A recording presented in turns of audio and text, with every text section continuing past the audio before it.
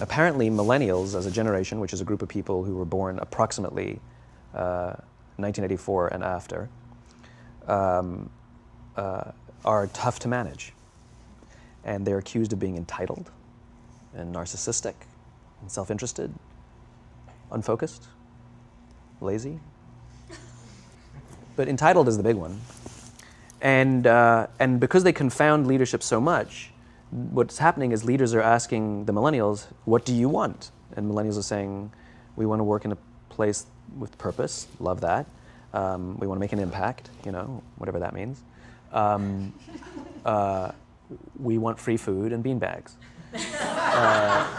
And so somebody articulates some sort of purpose, there's lots of free food and there's beanbags, and yet for some reason, they're still not happy. And that's because they're missing, there's a missing piece. What I've learned is that I can break it down into 4 pieces, right? There are four things, 4 characteristics. One is parenting, the other one is technology, the third is impatience, and the fourth is environment. The generation that we call the millennials, too many of them grew up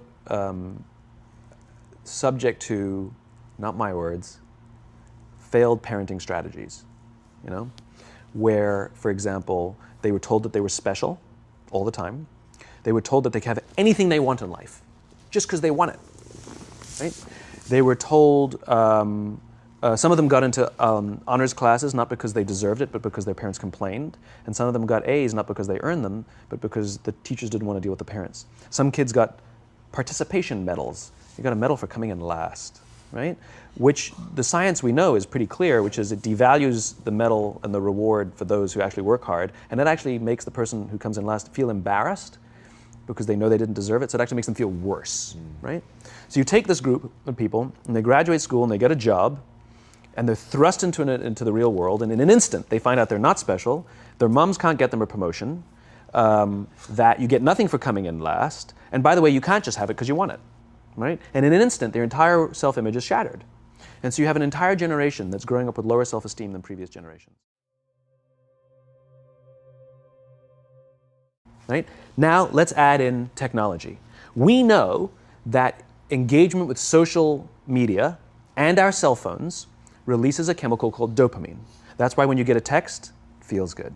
Right? So, you know, we've all had it where you're feeling a little bit down or feeling a bit lonely, and so you send out 10 texts to 10 friends, you know, hi, hi, hi, hi, hi. Because it feels good when you get a response, right? Right? It's why we count the likes, it's why we go back 10 times to see if my Instagram is growing slower, did I do something wrong? Do they not like me anymore, right? The trauma for young kids to be unfriended, right? Because we know when you get a hit of dopamine, which feels good. It's why we like it, it's why we keep going back to it. Dopamine is the exact same chemical that makes us feel good when we smoke, when we drink, and when we gamble. In other words, it's highly, highly addictive, right? We have age restrictions on smoking, gambling, and alcohol, and we have no age restrictions on social media and cell phones, which is the equivalent of opening up the liquor cabinet and saying to our teenagers, hey, by the way, this adolescence thing, if it gets you down. But that's basically what's happening. That's basically what's happening, right? That's basically what happened. You have an entire generation that has access to an addictive, numbing chemical called dopamine through social media and cell phones as they're going through the high stress of adolescence. Why is this important? Almost every alcoholic discovered alcohol when they were teenagers. When we're very, very young, the only approval we need is the approval of our parents. And as we go through adolescence, we make this transition where we now need the approval of our peers. Very frustrating for our parents, very important for us. It allows us to acculturate outside of our immediate families into the broader tribe, right? It's a highly, highly stressful and anxious period of our lives, and we're supposed to learn to rely on our friends.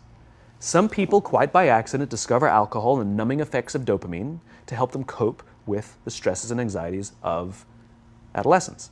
Unfortunately, that becomes hardwired in their brains, and for the rest of their lives, when they suffer significant stress, they will not turn to a person, they will turn to the bottle. Social stress, financial stress, career stress, that's pretty much the primary reasons why an alcoholic drinks, right? What's happening is because we're allowing unfettered access to these dopamine-producing devices and media, Basically, it's becoming hardwired, and what we're seeing is as they grow older, too many kids don't know how to form deep, meaningful relationships. Their words, not mine. They will admit that many of their friendships are superficial. They will admit that their friends, that they don't count on their friends, they don't rely on their friends, they have fun with their friends, but they also know that their friends will cancel on them if something better comes along. Deep, meaningful relationships are not there because they never practice the skill set, and worse, they don't have the coping mechanisms to deal with stress. So when significant stress starts to show up in their lives, they're not turning to a person, they're turning to a device, they're turning to social media, they're turning to these things which offer temporary relief. We know, the science is clear, we know that people who spend more time on Facebook suffer higher rates of depression than people who spend less time on Facebook, right? These things balanced. Alcohol is not bad, too much alcohol is bad. Gambling is fun, too much gambling is dangerous, right? There's nothing wrong with social media and cell phones. It's the imbalance. Right? If you're sitting at dinner with your friends and you're texting somebody who's not there, that's a problem. That's an addiction. If you're sitting in a meeting with people you're supposed to be listening to and speaking, and you put your phone on the table, face up or face down, I don't care, that sends a subconscious message to the room that you're just not that important to me right now, right? That's what happens. And the fact that you cannot put it away is because you are addicted. Right? If you wake up and you check your phone before you say good morning to your girlfriend, boyfriend, or spouse, you have an addiction. And like all addiction, in time, it'll destroy relationships, it'll cost time, and it'll cost money, and it'll make your life worse. Right? So you have a generation growing up with lower self-esteem that doesn't have the coping mechanisms to deal with stress. Right? Now you add in the sense of impatience. Right? They've grown up in a world of instant gratification. You want to buy something, you go on Amazon, it arrives the next day. You want to watch a movie? Log on and watch a movie. You don't check movie times. You want to watch a TV show? Binge. You don't even have to wait week to week to week. Right? I know people who skip seasons just so they can binge at the end of the season. Right? Instant gratification. You want to go on a date? You don't even have to learn how to be like, hey.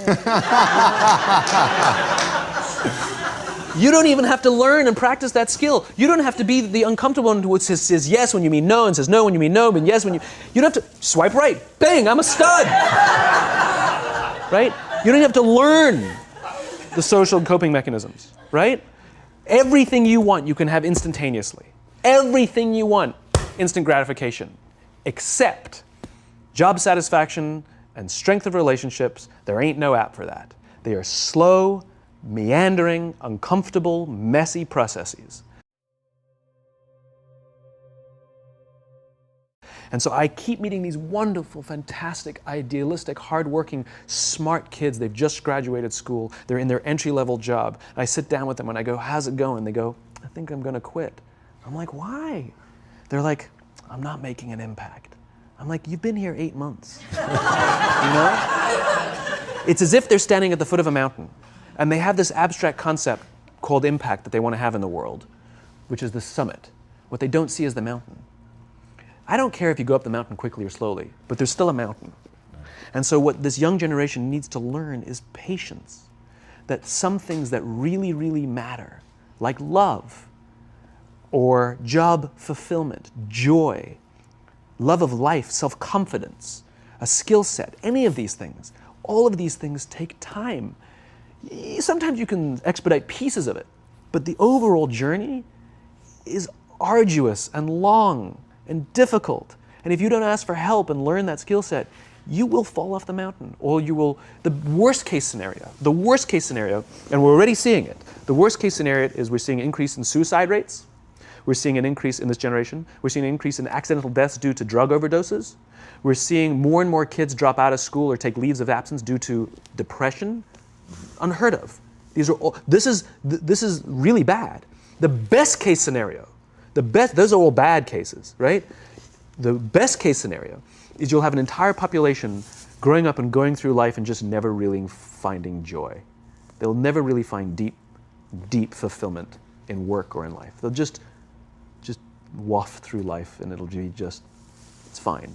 How's your job? It's fine. It's the same as yesterday. How's your relationship? It's fine. Like that's the best case scenario. which leads me to the fourth point, which is environment.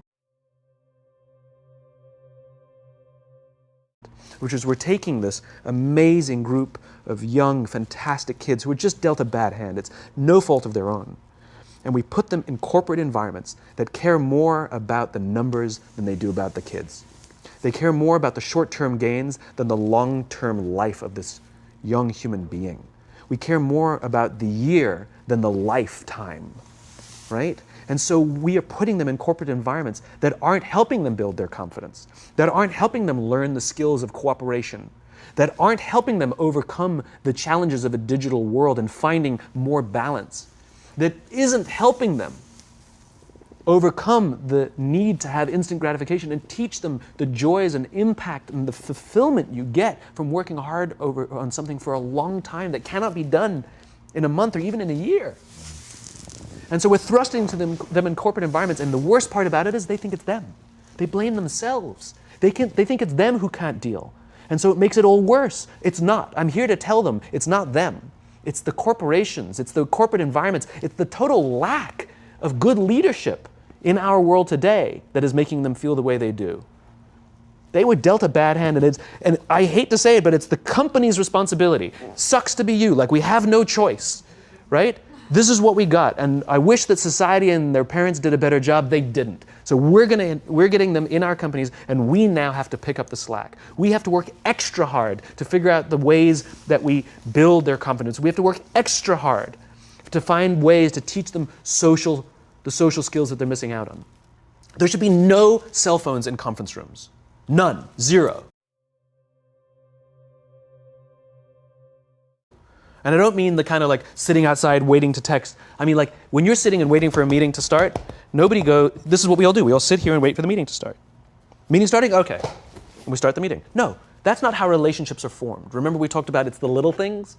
Relationships are formed this way. We're waiting for a meeting to start and we go, how's your dad? I heard he was in the hospital. Oh, he's really good. Thanks for asking. He's actually at home now. Oh, I'm really glad. It was really amazing. I know, it was really scary for a while. That's how you form relationships. Hey, did you ever get that report done? Oh my God, no, I didn't. I'll help you out. Can I help you out with that? Really? That's how trust forms. Trust doesn't form at an event in a day. Even bad times don't form trust immediately. It's the slow, steady consistency. And we have to create mechanisms where we allow for those little innocuous interactions to happen. But when we allow cell phones in conference rooms, we just, okay, have the meeting. And then my favorite is like when there's a cell phone there and you go like this, you go. It rings and you go. I'm not going to answer that. Like, Mr. Magnanimous, you know? When you're out for dinner with your friends, like I do this with my friends. When we're going out for dinner and we're leaving together, we'll leave our cell phones at home. Who are we calling? Maybe one of us will bring a phone in case we need to call an Uber or take a picture of our meal. That goes without saying, come on. I'm an idealist, but I'm not insane. You know? Not a heathen. I mean, it looked really good. We'll take one phone. And so it's like an alcoholic. The reason you take the alcohol out of the house is because we cannot trust our willpower. We're just not strong enough.